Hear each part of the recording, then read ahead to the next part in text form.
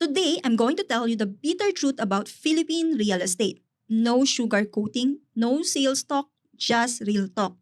If you're someone na madaling ma-offend, maybe this isn't for you. But if you want to know what's really happening bago ka gumastos ng milyon-milyon, stay with me. First question.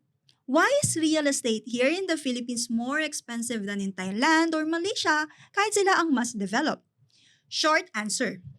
Greed, corruption, and emotional buyers. A few giant developers control the market. They create artificial scarcity, hype projects beyond reality, and people, dahil sa mindset natin na dapat may sariling bahay, rush to buy without even thinking. Government planning? Wala masyado. Infrastructure? Always delayed.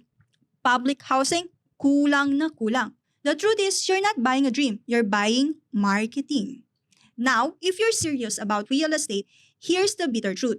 Land is the only real asset that consistently appreciates over time. Old houses in prime location, smart buy. Kahit bulok pa yan, land value pa rin ang umaakyat. Commercial spaces in booming areas, solid investment. Businesses will always need spaces. But that shiny new condo sa gitna ng kawalan or that beachfront unit they promise will make you Airbnb rich, good luck. Chances are matatenga lang ang investment mo while your maintenance fees keep going up every year.